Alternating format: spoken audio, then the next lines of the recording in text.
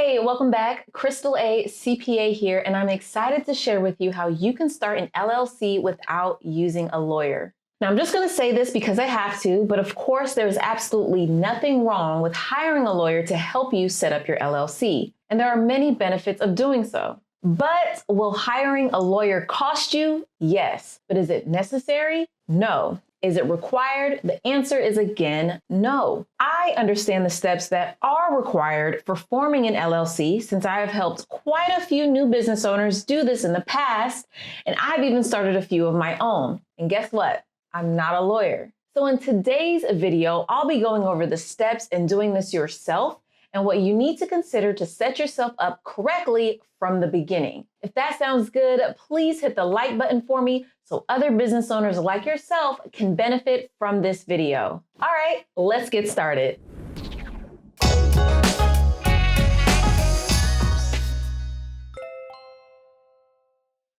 First things first, because I get this question a lot, just form your LLC in the state where you live. Now, I can give you a laundry list of reasons why this makes the most sense, but just know that there is not a tax or legal reason to form your LLC in any other state besides the state you live in, okay? So no need to complicate that part. With that being said, whether or not you are forming your LLC for the legal or tax benefits, you need to know that forming your LLC is a state process, meaning there aren't any federal forms you need to file in order to form your LLC. So keeping this in mind, each and every state will have a slightly different process for forming LLCs, but it all starts on your state's Secretary of State website. If you've never been to your Secretary of State's website, you'll soon find out that's pretty much the website where a lot of your administrative business filings happen, and also the place you can find general business information. To find your Secretary of State website,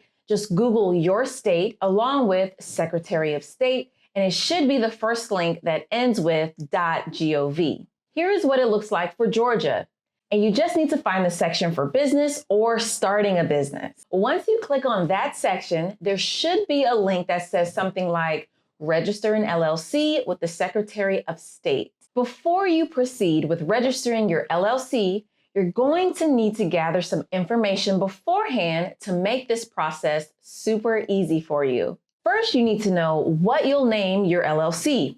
I'd even make sure to have a backup name in case the state doesn't approve your first choice. In some cases, they'll even require that you provide a secondary name option, so have that ready. Second, you need the name and address of the person filing the LLC, which is probably you. Next, a valid email address and mailing address of the business. The fourth thing you'll need when registering your LLC is the registered agent information. Here's where some questions might come up. Every LLC must have a registered agent. A registered agent is a firm or individual that accepts tax and legal documents on behalf of your LLC. The good news is that as the owner of your LLC, you can appoint yourself as the registered agent. Just keep in mind that if you're someone who travels a lot or is generally unavailable during normal business hours, you're not the best person to be the registered agent. You can always hire a firm, CPA, or lawyer to be your registered agent if you need to. The next piece of information you'll need when forming your LLC are the names and addresses of each organizer. If it is just you, then simple enough, you'll enter your information. But if you also have partners, you'll want to provide their information as well. Lastly, you'll also need a form of payment to pay your filing fees. The fee required will vary state by state, but is usually somewhere between $50 to $300, but it could be more. Once you submit your information, which all can be done online, your LLC should be confirmed in about 2 to 3 weeks, and you'll get an official articles of organization from the state via email. That is all you generally need to form your LLC, but it's really important that you consider a few more things. This is where hiring a lawyer could benefit you because the Secretary of State website is not going to tell you each and everything you need to do. But that's why you're watching this video, because you know just forming your LLC online is not the only steps you need to take if you want to do this thing right. So, depending on your industry, along with filing your LLC, you'll also want to file any permits or licenses that are required. You can do this after your LLC is formed, but before you start conducting business. For example, if you are a food service business, you might have to apply for a food service license. Or if you're planning on starting a daycare, you might have to apply for a CHILDCARE license. Similar to forming your LLC, the Secretary of State website should also have a section for licensing. So you have your LLC and the permits you need. Now, to be in tip-top shape, try putting together an operating agreement. An operating agreement is a business document used by LLCs that outline the business's financial and operational processes, rules, and regulations. The purpose of it is to govern the internal functions of the business that suits the needs of the business owners. Some states even require to have this document in place when filing your LLC. But without an LLC operating agreement, the state's default rules will govern your LLC, meaning that each state has its own rules that apply to LLCs that do not have an operating agreement. This is not a good thing because the state's default rules are extremely general and may not best suit the needs of your business. Plus, you are the business owner and you know what's the best way to operate your business. Just put it on paper and sign it. Next, consider getting an EIN or an employer identification number. This acts as your LLC's social security number, and I'd 100% recommend this. Reason being is one of the most important rules for maintaining your LLC is keeping your business and personal funds separate. And the easiest way to do this is by opening a business bank account, which 99% of all banks require you to have an EIN to open a business bank account.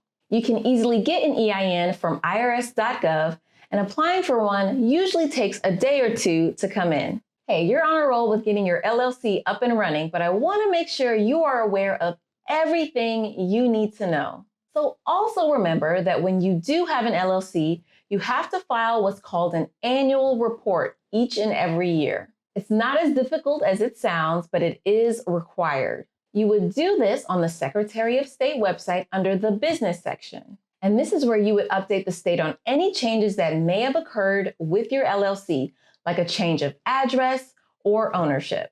And of course, the state will also want an annual fee from you to maintain your LLC, so be prepared to pay that.